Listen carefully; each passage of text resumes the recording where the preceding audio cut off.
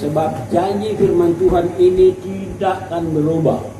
Apa yang sudah difirmankan semua digenapi oleh Tuhan. Dia tidak digenapi, saudara. Dan kalau kita mau ikut firman Tuhan, Tuhan berbicara, senang sekali. Amin, saudara. Kalau kita ikut firman Tuhan, senang. Dia sudah bilang senang. Dia yang berkuasa. Jadi kalau dia sejanji, tepat itu. Bukan seperti janji manusia. Mana ikut juga kita nggak mau senang. Tidak seperti itu, saudara. Mungkin dah senang itu kalau udah baku baik. Maka kalau ada kres sedikit sudah habis cerita senang itu. Tapi di dalam Tuhan, kalau kita saudara sekali ikut kebenaran firman Tuhan, ini janji Tuhan, kita akan senang. Amsal 16 ayat 20. Amsal 16 ayat yang ke-20. Firman Tuhan ini, pegang baik-baik firman Tuhan yang tidak siksa kita. Dia yang berjanji ini, bukan siapa, tapi dia yang berjanji. Bukan gembala, bukan pembantu, bukan pimpinan-pimpinan yang ada. Tapi Allah yang berjanji. Amsal 16 ayat 20. Siapa memperhatikan firman akan mendapat kebaikan. Hirang saudara. Siapa memperhatikan firman akan mendapat kebaikan. Itu janji Tuhan itu. Dan berbahagialah orang yang percaya kepada Tuhan. Jadi kalau kita percaya kepada Tuhan, maka kita berbahagia. Amin, saudara. Kalau kita percaya mendapat kebaikan, kalau kita percaya mendapat apa, saudara sekalian, berbahagia. Kita memperhatikan firman mendapat kebaikan, dan kalau kita percaya mendapat kebahagiaan. Jadi mendapat kebaikan dan kebahagiaan. Ini dasar firman Tuhan, saudara. Kenapa banyak kali kita tidak rasa bahagia? Kenapa kadangkala kita, saudara sekalian, tidak merasa kebaikan? Berarti kita sudah lari daripada apa yang dijanjikan Tuhan. Jadi jangan mempersalahkan orang karena ini, karena itu. Saudara sekalian, jangan jauhkan kita mempersalahkan orang. Yang paling gagah, yang paling diimini oleh Tuhan itu mempersalahkan diri kita sendiri. Saudara sekalian, ini firman Tuhan, saudara. Saudara yang kasih dalam Tuhan kita Yesus Kristus, jadi kalau kita perhatikan firman Tuhan ini, pasti saudara sekalian kita mendapat kebaikan. Kalau kebaikan itu senang, soalnya tidak perlu jelaskan lagi semua itu. Soalnya tidak perlu jelaskan lagi itu kebahagiaan. Semua tahu itu kebaikan dan kebahagiaan. Kalau kita saudara sekalian memperhatikan. Nah, kita lihat di dalam Amsal 13 ayat 13. Amsal 13 ayat 13, dia berkata, siapa meremehkan firman, ia akan menanggung akibatnya. Nah, jadi double di sini. Dan saudara sekalian, kalau kita mempelajari perkataan Tuhan ini pertama dari Amsal 16 ayat 20, dia katakan siapa memperhatikan, dia tidak paksa. Dia tidak paksa siapa memperhatikan. Dia tidak paksa, mana harus. Enggak. Dia katakan siapa memperhatikan firman akan dapat kebaikan itu. Jadi di sini pun dia berkata dalam Amsal 13 ayat 11, siapa meremehkan firman akan menanggung akibatnya. Jadi saudara-saudara sekalian, kita hidup di dunia ini banyak sekali cobaan, tantangan, saudara sekalian. Jadi ingat firman Tuhan ini. Jangan remehkan itu firman Tuhan, terlalu bahaya, saudara. Kalau kita melihat sebentar nanti, saudara sekalian, akan teruskan firman Tuhan ini. Saudara sekalian, Raja Nebukadnezar, raja, saudara sekalian, yang luar biasa di kota Babel itu, dia remehkan itu Tuhan, dan apa akibatnya? Jadi di sini dia berkata, siapa meremehkan firman, ia akan menanggung akibatnya.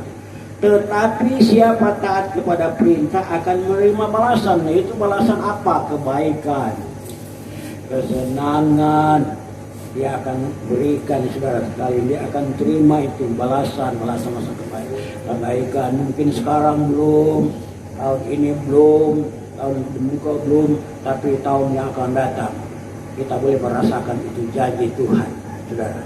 Apa yang Tuhan sudah janjikan bagi kita. Seperti saya ini yang banyak kali saya berbicara dengan siapa istri, dengan ibu rohani, kita bilang kemain peran dua ini kemudian tidak ada apa-apa, ini sesuatu ini dia, aduh, siksa ini dia. Jadi bersyukur bahwa jauh sebelumnya Tuhan sudah siapkan semua. Nyandak juga bilang kaya, nyandak juga bilang miskin. Jadi kita di dalam Tuhan bukan hanya kita setia berdoa, tapi kita harus bekerja dan berdoa. Ingat di hari tua seperti itu. Kalau setua kesiang ya syukur-syukur kalau anak-anak rohani. Kalau bukan anak rohani, kalau setua, halo, saudara sekalian, memang dia lewat-lewat akam itu. Ya. Itu. Jadi yang ingat di hari tua. Jadi sekarang ini yang kita ingat tuh hari keselamatan seperti itu. Saudara yang kasih, kalau kita tetap ingatkan itu semua Tuhan siapkan jauh sebelumnya, saudara. Jadi seperti itu. Jadi syukur juga kalau anak-anak rohani, sebagaimana saya katakan, pasti saudara sekali juga dia tolong dan daerahkan semua itu. Apalagi kemudian anak-anak mantu lagi manis-manis, paling dia datang urun pada memang mantu itu. Kalau pada sini mari di sebab urebe datang urun dia. Sakit karena anak-anak mantu rohani. Amin saudara. Jadi seperti itu. Tapi kalau nyanda, aduh, gaya dong datang temu nyadong sobak dia mendapat kuliner dengan susah. Iya itu ke sana. Jadi seperti itu. Jadi semua yang ada di dunia ini di dalam kita mau berusaha, ingat di hari tua. Di dalam rohani, saudara sekalian kita mau berusaha, saudara sekalian ingat tempat yang kekal yang Tuhan sudah siapkan bagi kita adalah surga. Jadi ini dia berkata di sini, siapa meremehkan firman dia akan menanggung akibatnya. Jadi dia akan tanggung DP akibat. Ini janji Tuhan, saudara. Jadi sekali lagi saya katakan, mohon jangan remehkan itu perkataan Tuhan, firman Tuhan ini. Sebab firman Tuhan ini berkuasa, saudara. Kita boleh melihat contoh-contoh kejadian dunia. Kalau firman Tuhan dia katakan, jadilah terang, jadilah gelap, jadi. Kalau kita lihat Yesus sama-sama dengan murid-muridnya di perjalanan di laut, saudara sekalian, murid-muridnya berteriak kepada Yesus, guru, celaka kami ini. Lihat lautan yang ada. Dia cuma bangun kemudian, hai, lautan teduhlah engkau. Itu firman Tuhan. Langsung teduh. Lantas mereka mulai bercakap-cakap siapa sebenarnya orang ini. Jadi seperti itu. Itu firman yang sampaikan itu. Jadi saudara-saudara sekalian, bagaimana yang saya katakan, jangan remehkan. Tetapi siapa taat kepada perintah akan menerima balasan. Ya, Ibrani 4 ayat 12. Ibrani 4 ayat 12 dia berkata, sebab firman Allah hidup dan kuat dan lebih tajam daripada pedang bermata dua manapun. Ia masuk amat dalam masuk.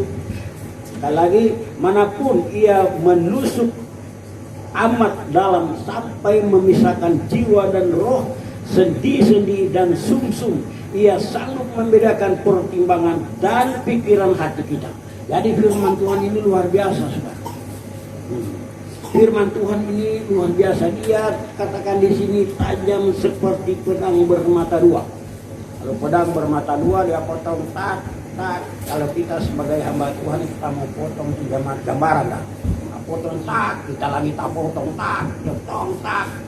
Kalau kita tidak salah semua kenal pedang. Jadi orang lagi berjaga dalam hal itu. Sebab firman Allah hidup dan kuat dan lebih tajam dari pedang bermata dua manapun.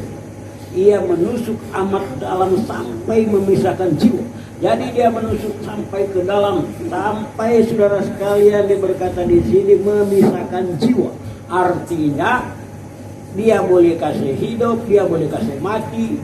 Itulah firman Tuhan. Kita sudah lihat contoh-contoh sebagai Lazarus, mati dia kasih hidup.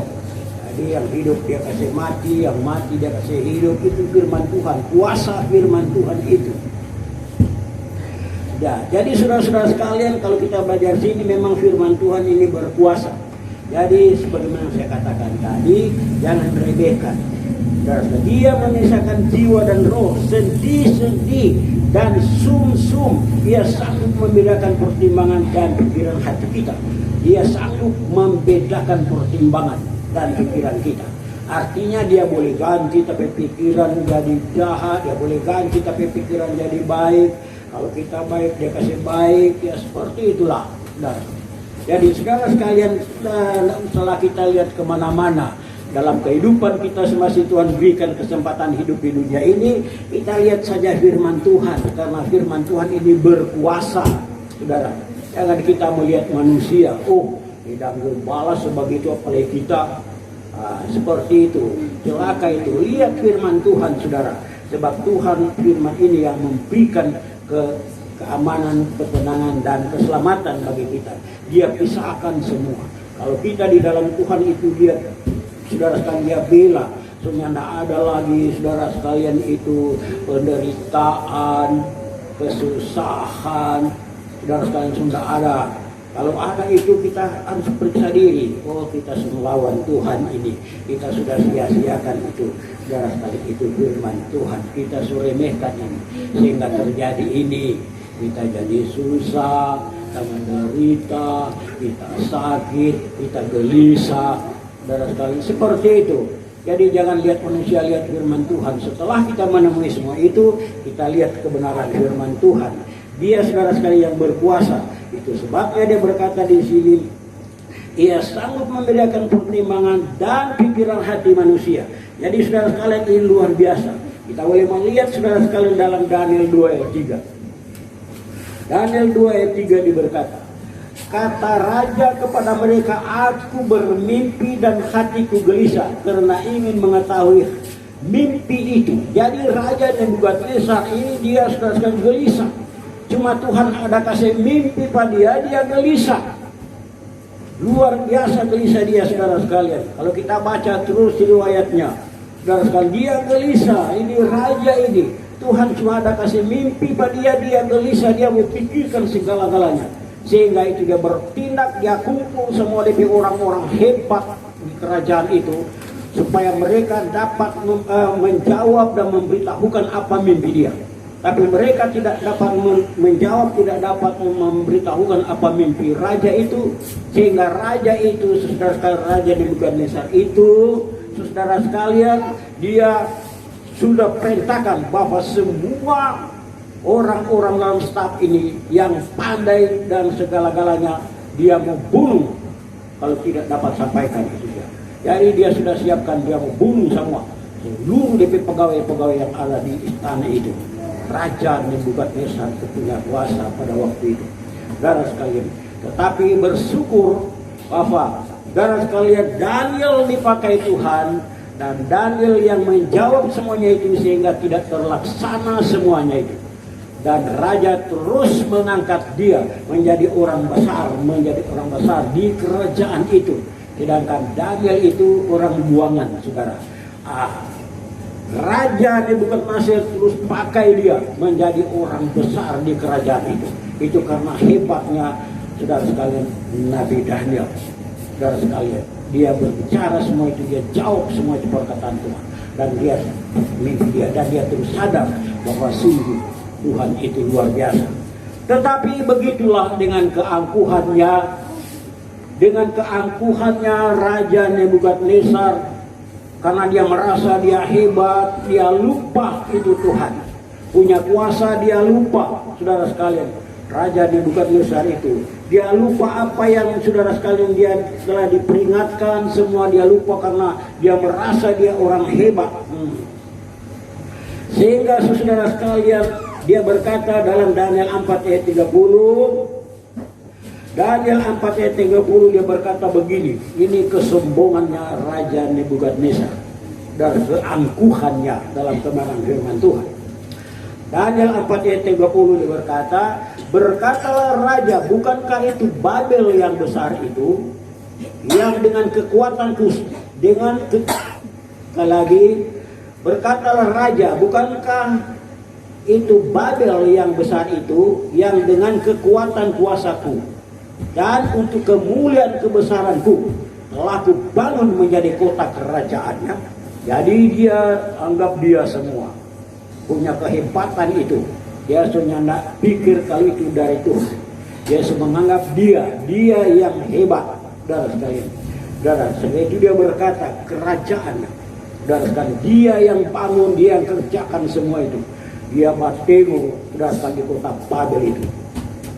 Saudara sekalian, setelah kita melihat dalam Daniel 4 ayat 31, Raja belum habis bicara ketika suatu suara terdengar dari langit. Kepadamu dinyatakan, ya Raja Nebukadnezar, bahwa kerajaan telah beralih daripadamu.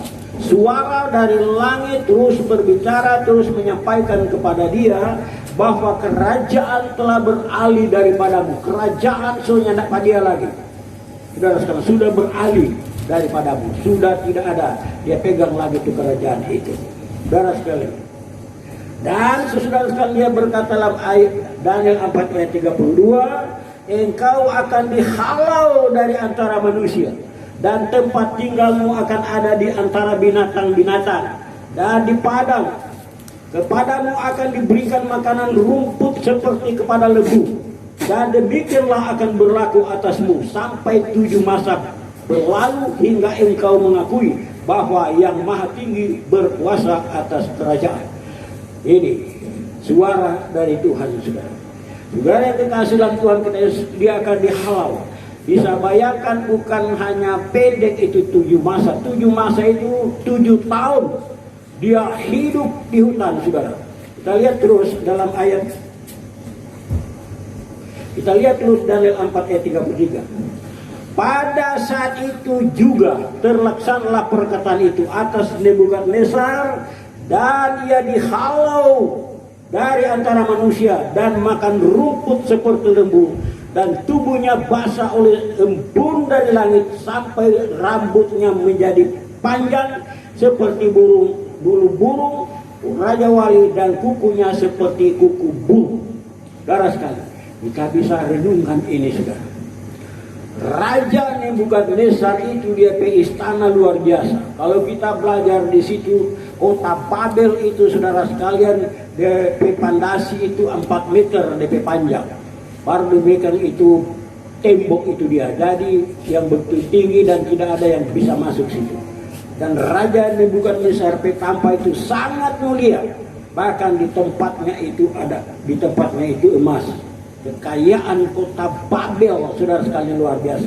Dan kota Babel itu pada saat itu, sebelum saudara sekalian datang kepada kerajaan ini, Babel itu, saudara sekalian, orang-orang pada waktu itu berjalan dan dorang temui Babel itu rata yang besar, dan mereka itu satu bahasa. Lalu mereka terus bermusyawarah di situ bahwa dorang mau bikin bangunan situ. Mau bikin bangunan di situ, saudara sekalian, bagi bangunan raksasa DP tinggi sampai di langit. Lalu orang mulai kerja itu bangunan itu, mulai laksanakan kerjakan itu. Saudara sekalian, mereka katakan supaya dorangnya nak buka mari ke sana, so jadi satu tampas itu. Dorang mau bangun, saudara sekalian, itu tempat itu, saudara sekalian, sampai ke langit. Lalu mereka mulai kerjakan. Tuhan melihat ke bawah. Wah, mereka ini semua melawan kehendak Tuhan. Tuhan turun, kasih kacau dengan bahasa. Tuhan kasih kacau dalam bahasa. Lain so bahasa sangir, lain so bahasa pengondo. Kalau pada di sini so bahasa siau. Jadi sunya jadi tukang jamu baca cerita, sunya aku jadi. Akhirnya bubar. Setelah bubar itu baru semua terpencar darah sekalian di bumi ini. Jadi itu kota Babel itu kota besar, kota, saudara sekalian, yang kaya, dan orang-orang pandai semua ada di situ. Dan di saat itu seperti ini dikatakan Raja Nebukadnezar itu orang hebat dan berkuasa. Jadi bisa bayangkan saudara-saudara, kalau kita lihat kebenaran ini, firman Tuhan ini yang terjadi.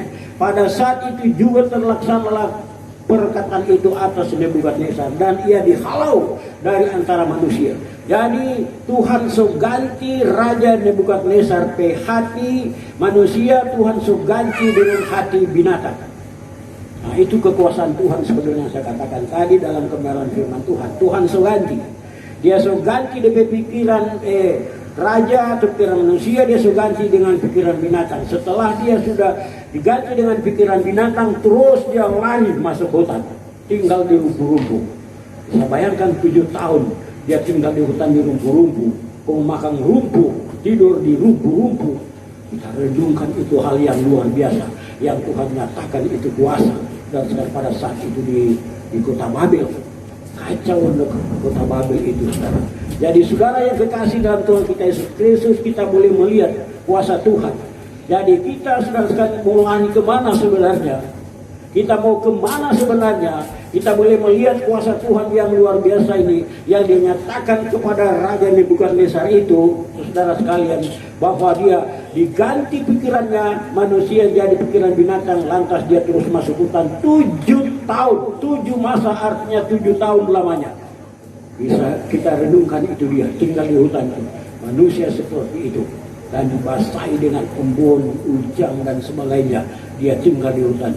Tidak sakit-sakit sama dengan binatang. Kalau binatang mana dia mau sakit. Pun 7 tahun. Tetapi setelah genap 7 tahun dia mengaku bahwa benar dia tidak punya kuasa. Allah yang berkuasa. Maka dia kembali saudara sekalian ke kota Babel. Dan mereka melihat dia dan menjemput dia, langsung menjamin dia, dan langsung dia pegang kerajaan kota Babel itu kembali. Luar biasa, Tuhan itu punya kuasa, dia memperlihatkan pada saat itu. Jadi saudara yang kasih dalam Tuhan kita Yesus Kristus, inilah kita di dalam Tuhan. Saudara sekalian, jangan kita remehkan perkataan Tuhan, tapi peganglah janji-janji Tuhan, peganglah kebaikan Tuhan, peganglah kebaikan Tuhan yang Tuhan telah berikan bagi kita. Saudara sekalian, pegang. Jangan kita lihat manusia, saudara sekalian, tapi kita lihat firman Tuhan yang sudah menolong, yang sudah melindungi kita semua. Pegang itu firman Tuhan, jangan lihat manusia. Saudara sekalian, sebab kalau kita hanya lihat manusia, tidak ada arti. Kita penuh dengan kecelakaan. Jadi itulah kebenaran firman Tuhan. Namun singkat-singkat ini, saya penuh keyakinan kita semua telah berada dalam kekuatan lewat firman Tuhan, lewat petunjuk Tuhan bagi kita hidup yang ada di tengah-tengah dunia ini. Mari kita bangkit berdiri, kita nyanyi satu kor, kita masuk di dalam doa. Haleluya. Glory.